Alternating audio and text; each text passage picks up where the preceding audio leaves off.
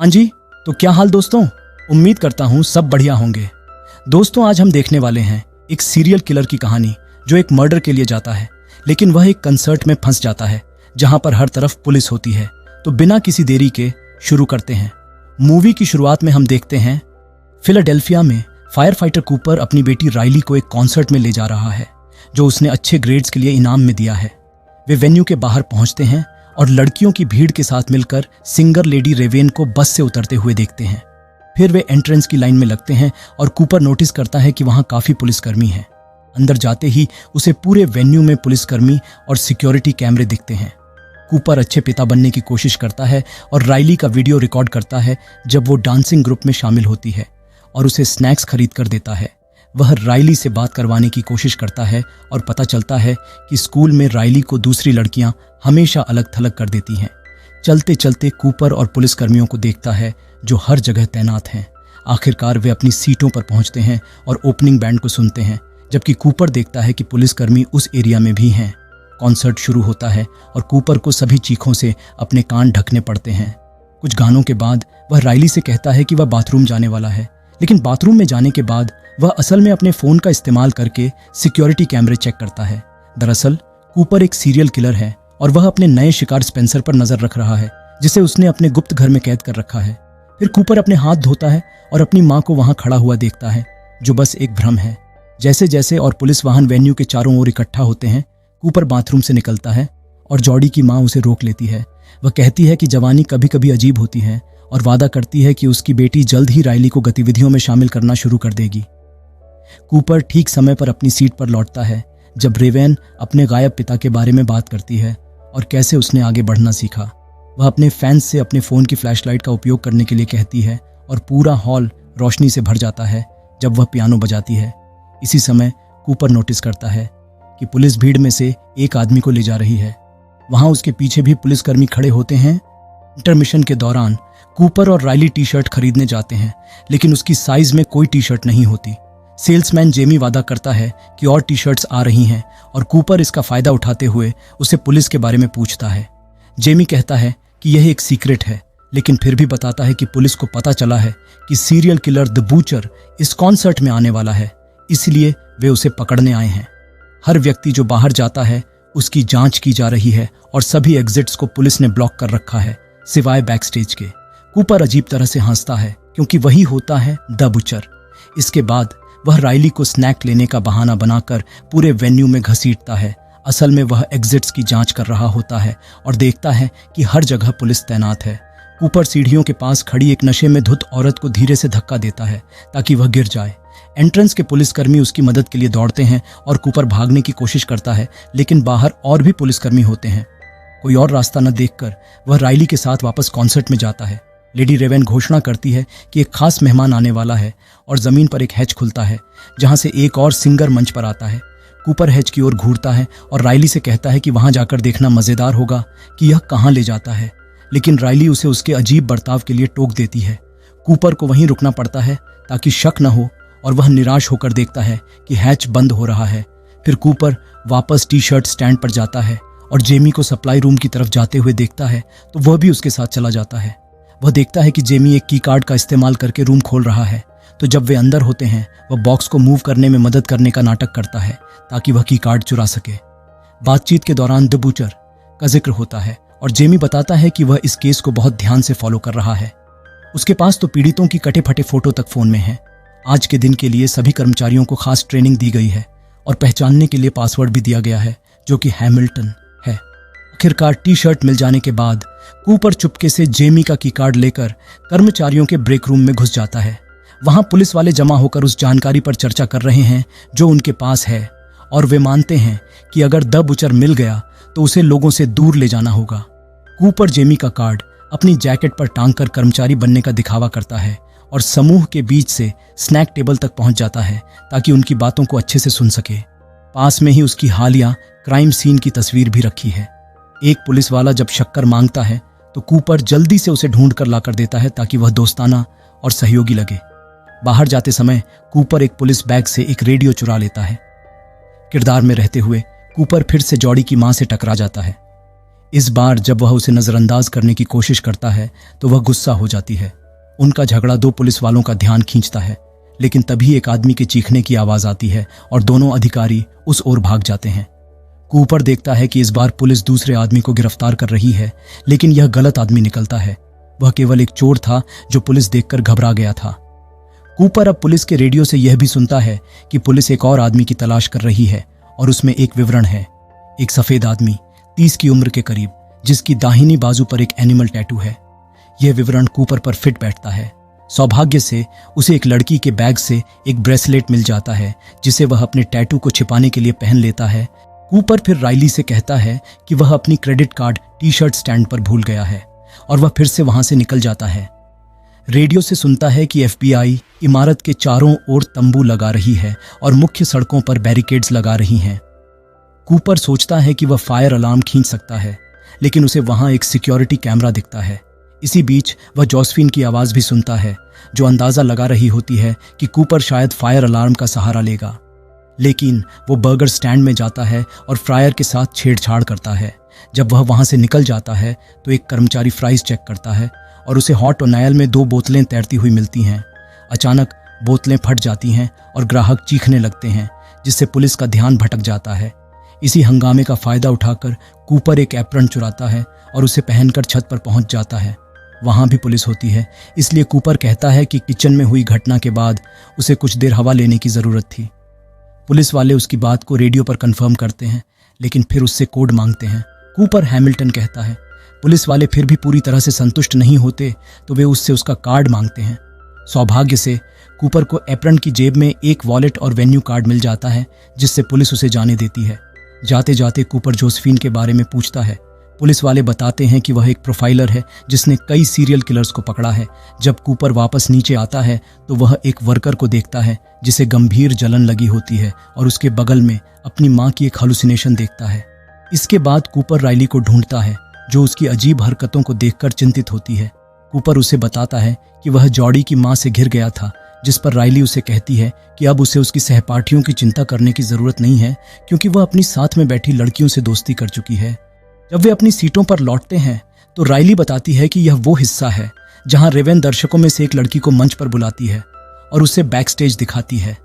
इसे एक मौका समझकर कूपर भीड़ के एक हैंडलर के पास जाता है और उसे बताता है कि राइली हाल ही में ल्यूकेमिया से ठीक हुई है और इसमें लेडी रेवेन उसकी प्रेरणा रही है। इस बीच पुलिस कूपर के नजदीक आ रही होती है, लेकिन सौभाग्य से उसका प्लान काम कर जाता है और राइली को मंच पर जाने के लिए चुना जाता है। दोनों को बैक स्टेज पास मिलते हैं और हैंडलर एक पुलिस वाले से बात करता है ताकि उन्हें जाने दिया जाए। राइली बहुत नर्वस होती है, लेकिन जब रेवेन उसे बुलाती है तो वह चली जाती है।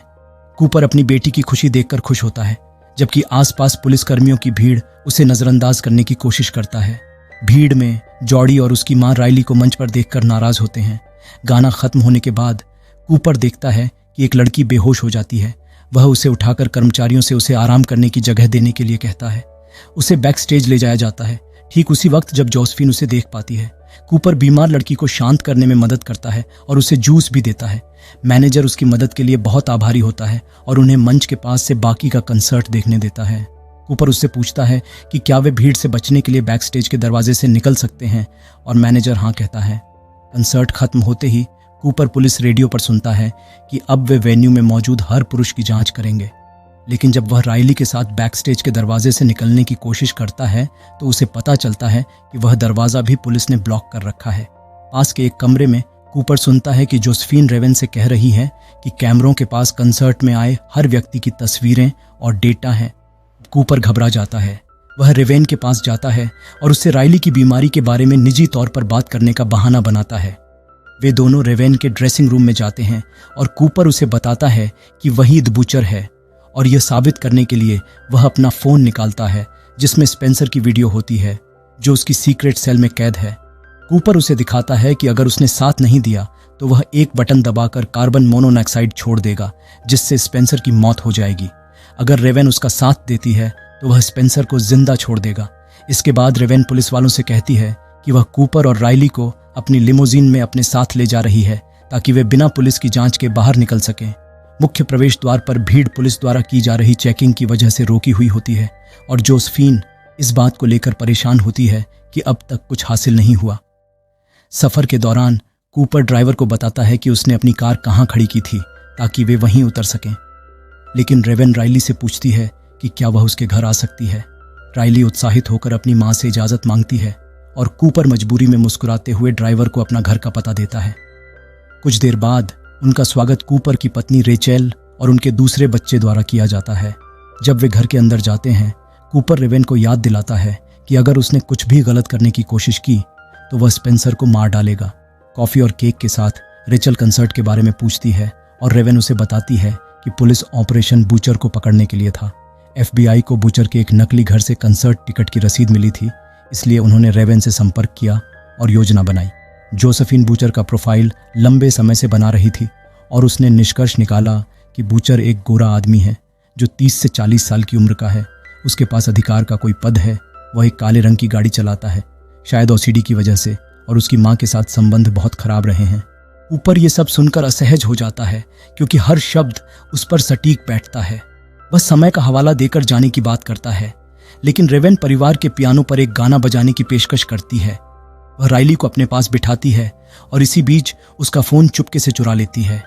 गाना खत्म होने के बाद रेवेन कहती है कि उन्हें एक सेल्फी लेनी चाहिए, लेकिन राइली अपना फोन नहीं ढूंढ पाती। इसलिए रेवेन कूपर से कहती है कि वह उसका फोन इस्तेमाल कर ले और वह कूपर का फोन भी ले लेती है। तस्वीर लेने के बाद रेवेन बाथरूम का बहाना करती है और अंदर जाकर दरवाजा बंद कर लेती है। कूपर दरवाजा पीटने लगता है, जिससे उसका परिवार उसकी अजीब हरकतों से हैरान हो जाता है। रेवेन कूपर के फोन को अनलॉक कर लेती है और स्पेंसर से बात करती है। उससे पूछती है कि उसे उस जगह की कोई खास जानकारी याद है। स्पेंसर दरवाजे का रंग और पास की एक मूर्ति का जिक्र करता है। इसके बाद रेवेन अपने फोन पर एक लाइव स्ट्रीम शुरू करती है और अपने फॉलोअर्स को वे सारी जानकारियां बताती हैं जो स्पेंसर ने दी थी। एक व्यक्ति उस जगह को पहचान लेता है और पुलिस को जानकारी देता है। रेवेन अपने ड्राइवर को भी टेक्स्ट करती है जो बाहर खड़ा होता है और उसे पुलिस को कॉल करने के लिए कहती है। जैसे ही वह कूपर के फोन को दोबारा देखती है, स्क्रीन लॉक हो चुकी होती है। अचानक रेवेन चिल्लाती है कि कूपर ही बूचर है। उसे दरवाजे के दूसरी ओर अजीब आवाजें और चीखें सुनाई देती हैं और दरवाजा खुलता है। एक बहुत घबराया हुआ कूपर सामने खड़ा होता है। वह अपना फोन उठाता है और स्पेंसर को चेक करता है, लेकिन स्पेंसर गायब होता है। इसके बाद कूपर रेवेन को गैरेज में ले जाता है, जहां वह अपना क्राइम बैग निकालता है और उसे रेचल की कार में धकेल देता है, क्योंकि जोसेफिन उसके गाड़ी के रंग के बारे में सही थी। रेवेन उसे मां की तरह समझाने की कोशिश करती है, लेकिन कूपर उसकी बातों में नहीं आता। वह घोषणा करता है कि रेवेन उसकी आखिरी शिकार होगी और फिर वह खुद को खत्म कर देगा ताकि यह राक्षस खत्म हो जाए। जैसे ही कूपर गैरेज का दरवाजा खोलता है, वह देखता है कि उसका परिवार रास्ते में खड़ा है। उसने उन्हें राइली के कमरे में बंद कर दिया था, लेकिन वह खिड़की और पेड़ के बारे में भूल गया था। कूपर इस बात से सदमे में आ जाता है कि उसकी दोनों जिंदगियां अब टकरा चुकी हैं और रेवेन इस मौके का फायदा उठाकर कार से बाहर निकल जाती है। उसी वक्त पुलिस आ जाती है और परिवार को सुरक्षित जगह ले जाती है, जबकि कूपर अपने क्लोसेट में कुछ चीजें हटाने के लिए भागता है। रेवेन अपनी लिमोजीन में बैठ जाती है और उसका ड्राइवर बदलकर एक पुलिस वाला हो जाता है ताकि उसकी भी सुरक्षा की जा सके। पुलिस वाले घर में घुसते हैं और पाते हैं कि कूपर के क्लोसेट में एक गुप्त सुरंग थी, जिससे वह अपने पड़ोसी के यार्ड से भाग निकला था। कुछ देर बाद लिमोजीन रुकती है और पुलिस वाला पीछे आकर रेवेन को एक धातु की छड़ से हथकड़ी लगा देता है। असल में वह पुलिस वाला कूपर ही होता है, जो पुलिस की वर्दी पहनकर अपने घर से भाग गया था। वह ड्राइविंग जारी रखता है और घोषणा करता है कि वह रेवेन को अपने एक सीक्रेट घर में ले जाकर उसे मार डालेगा, एक इच्छा जो उसके अंदर तब से थी जब उसने उसे पहली बार मंच पर देखा था। जैसे ही लिमोजीन एक रेड लाइट पर रुकती है, रेवेन खिड़की खोलती है और लोगों से पुलिस को बुलाने के लिए कहती है। भीड़ कार के चारों तरफ इकट्ठा हो जाती है और उसे आगे बढ़ने नहीं देती। कूपर नोटिस करता है कि उसकी पत्नी ने कार में कुछ कपड़े छोड़ दिए हैं। वहीं रेवेन अपने हथकड़ी से जूझती रहती है और आखिरकार धातु की छड़ को तोड़ने में कामयाब हो जाती है। वह लिमोजीन से बाहर भागती है, तभी पुलिस पहुंच जाती है, जिससे भीड़ डर के मारे पीछे हट जाती है।